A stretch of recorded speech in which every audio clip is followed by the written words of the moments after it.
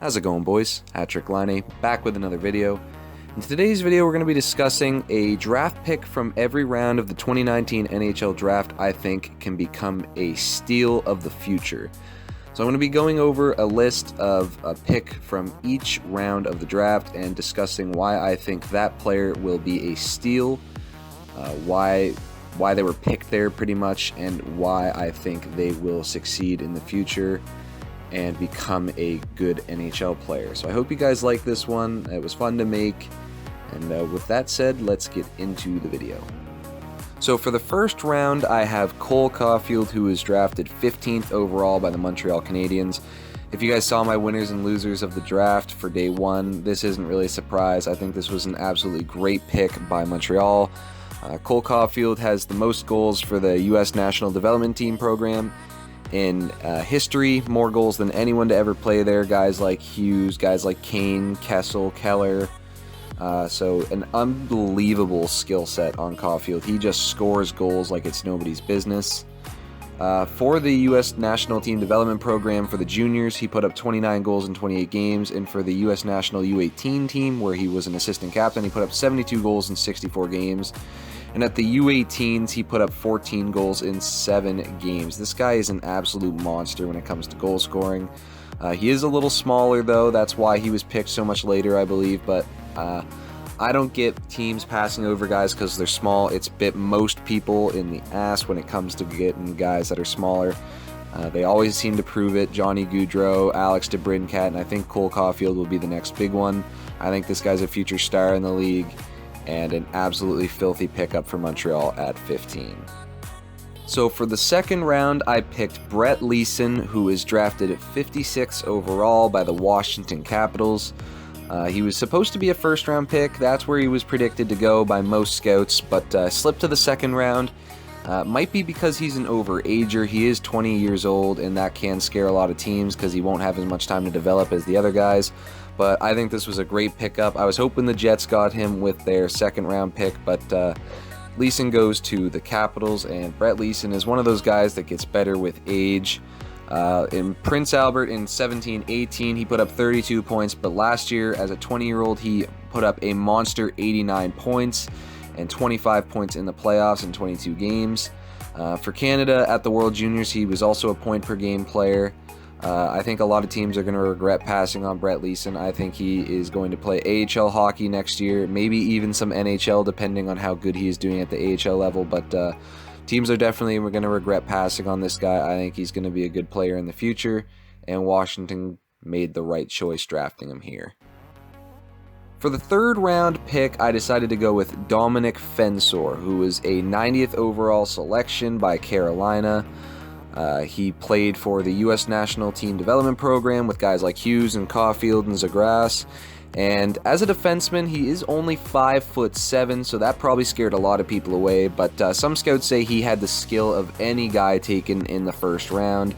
As you can see, put up some pretty good numbers for the junior of the development program, put up 26 points in 25 games. And for the national U18 team, he put up 42 points in 55 games. Very good numbers for the offensive defenseman that he is. At the U18s, he put up 4 points. He is committed to go to Boston University next year, so he will grow and learn there. Boston University is a great place for guys to develop. And he will have to fill out that frame. Like I said, 5'7", 154 pounds. But he is a very skilled player, and just like Caulfield, I think a lot of people are going to regret passing on Dominic Fencer. For the fourth round selection, I have the Vegas Golden Knights, who took Ryder Donovan, who is a University of Wisconsin commit for next year. They took him with the 110th pick in the fourth round. And Ryder Donovan played with a couple different teams last year. He started off the year playing for Team North of the this is a long one. Upper Midwest High School Elite Hockey League. Oh my jeez. He played for Team North there, put up 25 points in 19 games. He also played for Duluth East High, where he put up 37 points in 23 games. A centerman, he is a big kid. He's 6'3", but he's a really good skater for his size, and obviously he can put up some points. I think he's going to really grow in the University of Wisconsin, and I think he can put up a couple points there. Well, not a couple points, but a pretty good season there. I think this is a guy we're just seeing the start of. Like I said, he's a big skater, a big guy, but plays very well. And I think we're going to definitely hear a lot more about Ryder Donovan over the next couple years. I think this can end up as a steal for the Golden Knights. So for my 5th round selection, I have Kirill Slepets, who was drafted by Carolina in the 5th round at 152. He played for Locomotive in the KHL Junior League last year and would put up 18 points in 17 games with 12 goals. And in the playoffs, he put up 10 points in 17 games.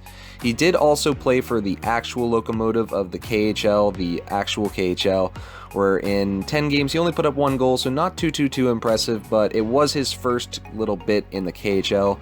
Where he really impressed last year was the World Juniors, where he was relatively unknown before then, but he had a 5-goal and 2-assist performance for a point-per-game run for Russia at the World Juniors, and that was really his coming out party. I think that's why he got drafted in the 5th round this year. He might not have even been drafted at all if it wasn't for that performance. This is a guy I think we're going to be seeing get a bigger role with Locomotive next year and as the years go on. And this is a guy I think we're going to be seeing in the NHL. Maybe very soon, depends on when he wants to leave, but I think this is a great pick by Carolina. He really showed up at the World Juniors, and I think this is a great pick in the 5th round.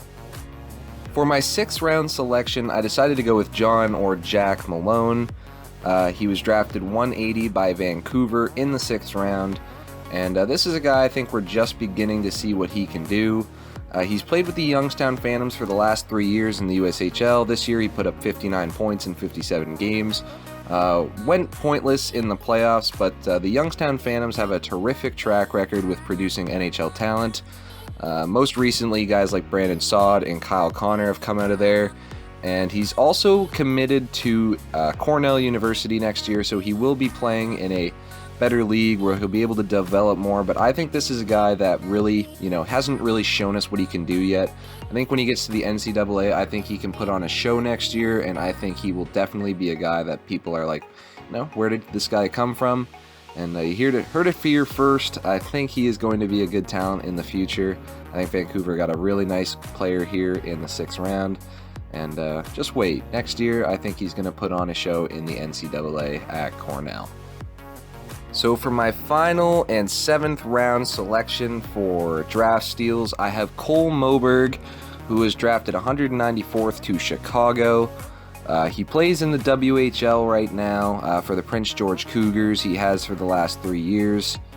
And this year, as a defenseman, remember, he put up 40 points with 13 goals and 27 assists, which is a 29-point increase from last year.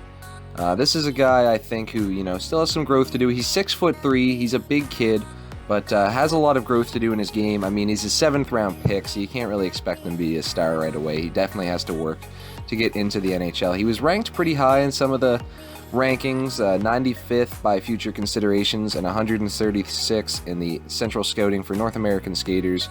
But I think this is a guy we could see in the NHL in a couple of years. He has the offensive ability.